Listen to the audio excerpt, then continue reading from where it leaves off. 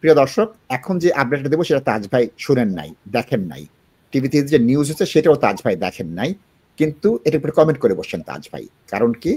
তাজ ভাই ঐতিহাসিকভাবে পয়েন্ট বেজের বিরুদ্ধে, তাজ ভাই ঐতিহাসিকভাবে অ্যাপেন্ডিক্সের বিরুদ্ধে, এই যে এআই দিয়ে করছে সেটার বিরুদ্ধে। হিউম্যান টাচ তিনি এখনো হাতে লেখেন, তিনি এখনো ইমেল করেন না, ইমেল গ্রহণ করেন না। তার 2-3 জন পিএ আছে, তারা বিভিন্ন জায়গাতে ইমেল করে এবং হাতের লেখাটা ইমেল দিয়ে দেয়। দেখেন আমাদের বিষয়টা কি হয়েছে। বিষয় কি হচ্ছে, ওই ছাত্রদেরকে টার্গেট করেছে। কারণ কি? লেবার পার্টি ভয়ঙ্করভাবে হেরে গিয়েছে, বাই ইলেকশনে হেরেছে, কাউন্সিল ইলেকশনে হেরেছে এবং মেয়র ইলেকশনে হেরেছে। এই জন্য কি করছে, একটা হোয়াইট পেপার দিবেন কি করে এই দেশের ছাত্রদের আনা বন্ধ করা যায়। হাজার হাজার ছাত্র আসতেছে। কতবার কি হয়েছিল, 97-এ এসে লেবার পার্টি নিজে কলেজ দিয়েছিল, মাশরুম কলেজ দিয়ে দিয়েছিল। তারা পূর্ব ইউরোপ থেকে লক্ষ লক্ষ লোক নিয়ে এসেছিল। কনজারভেটিভ পার্টি এসে সেটা বন্ধ করছে। এবার কিন্তু কলেজ নেই। এবার কনজারভেটিভ পার্টি ভুয়া কেয়ার ওয়ার্কার আছে, ভুয়া ছাত্রের ভুয়া ওয়াইফ আছে, ভুয়া ছাত্রের ভুয়া স্বামী আছে। কিন্তু এখন যেহেতু কোনো সেক্টরেই পাচ্ছে না, তারা হোয়াইট পেপার একটা ঘোষণা করে বলবে যে আমরা ছাত্র সংখ্যা কমাবো। তারা ছাত্রের বউ আনা বন্ধ করেছে, ছাত্রের স্বামী আনা বন্ধ করেছে। এখন দেখা যাচ্ছে কি, ছাত্র এসে যারা অ্যাসাইলাম করে তাদের উপরে একটা খরচ আনবে, আর হোয়াইট পেপারে কিভাবে করে ছাত্রদের উপরে কড়াকড়ি করা যায় তার জন্য তারা লুকোচুরি খেলতেছে। তারা ট্রাম্পের খেলা দিচ্ছে। দেখেন আমরা এখানে প্লেয়ার বলছি যে ট্রাম্পের খেলা দিচ্ছে, ট্রাম্প যেটা করছে সেটা দিচ্ছে এবং বলতেছে যে এটা দিয়ে তারা ইলেকশনে যেতে চাচ্ছে এবং রিফর্ম পার্টিকে কিভাবে আটকানো যায় তার ফন্দি ফিকির আটতেছে। তাজ ভাইয়ের কাছে যাই, তাজ ভাইয়ের সাথে আমি একমত, এটা আসা উচিত। তবে যে কারণে আনতেছে, যেভাবে আনতেছে সেটার সাথে আমি একমত নই। তাজ ভাই। নাসিব ভাই থ্যাংক ইউ। আমি তো এটা দেখিও নাই, আমার আমি I didn't have the time, I was so busy. So নাসিব ভাই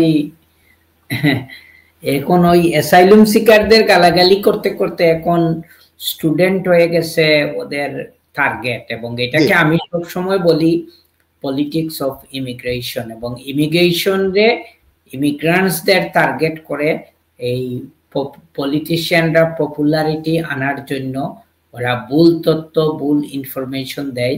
এবং আই অলরেডি সেড দেই স্টুডেন্ট আনার ক্ষেত্রে 2007-এ যখন এই স্টুপিডের মতো লেজিসলেশন ইন্ট্রোডিউস করছিল লেবার সরকার, ইট ওয়াজ রং। 2007-এ কিন্তু আমার প্র্যাকটিসে বেশি দিন হয় নাই নাসিদ ভাই, তখনই আমি বলছিলাম যে this was wrong approach they have taken এবং it's not workable for United kingdom.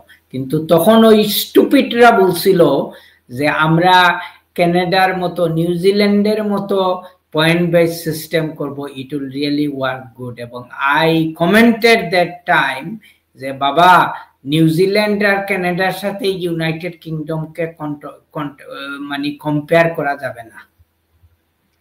কানাডায় মানুষ যেতে চায় না, ঠান্ডা একটা দেশ, লিভিং কন্ডিশন অসহ্যকর, people don't want to go there. কিন্তু সারা ওয়ার্ল্ডেরই টার্গেট হচ্ছে কি ইউনাইটেড কিংডম। সো আমরা অন্য কোনো দেশের সাথে কম্পেয়ার করে করতে পারি না। আমাদের মার্কেট সিচুয়েশন কি, আমাদের দেশের ডিমান্ড কি ওয়ার্ল্ডের কাছে, ওইসব জিনিস চিন্তা করে রে ভাই আমরা আইন ক্রিয়েট করতে হবে। সো নাসিব ভাই, এটা আমি কেন স্টুডেন্টদের দোষ দিব, আমি কেন এজেন্টদের দোষ দিব? তোমরাই ফার্স্ট প্লেসে ডিফেক্টিভ লেজিসলেশন বানাইছো, বানাইয়া এবং এইটা তোমাদের আইন কাজ করতেছে নাতে। ভাই এই আইনটা ক্যান্সেল করে নতুন একটা আইন ক্রিয়েট করো যেটা ওয়ার্কেবল হবে। আমি তো বললাম বিগিনিং অফ দ্য প্রোগ্রাম যে তোমরা ওল্ড যে ইমিগ্রেশন রুল 57 ওখানে চলে যাও, সবকিছু হয়ে যাবে। So why you are abusing immigrants, why you abusing asylum seekers? এবং এই ইমিগ্রেশন নিয়ে এই যে দুই ভদ্র লোক এবং মহিলাকে দেখতেছেন এখানে দুইজনকে, তারা অনেক পলিটিক্যাল গেইন করবে।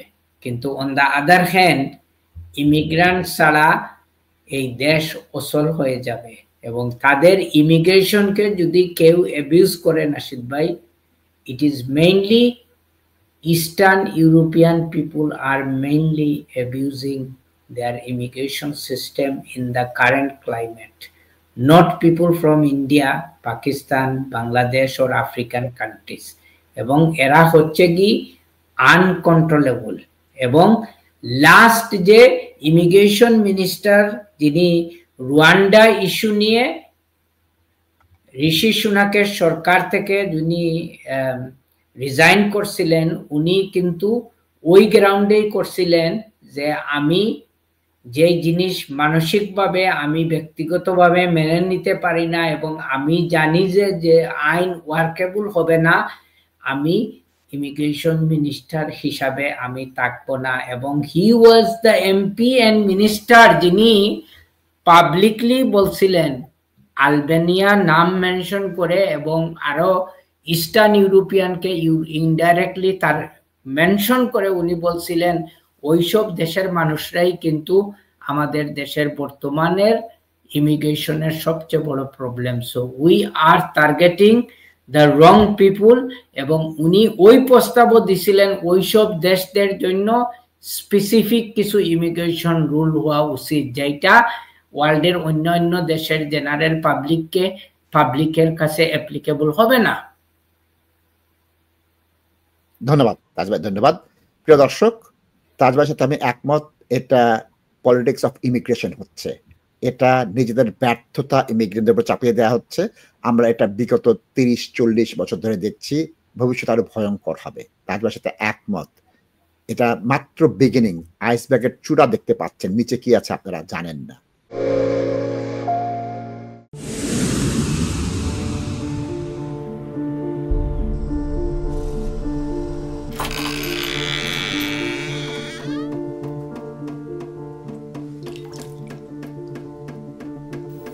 ইংল্যান্ডে আমরা চাইলেও অনেক কিছু করতে পারি না, অনেক ঝামেলা। হায় রে হায়, লন্ডনের এই জীবনে ঝামেলার কোনো শেষ নাই।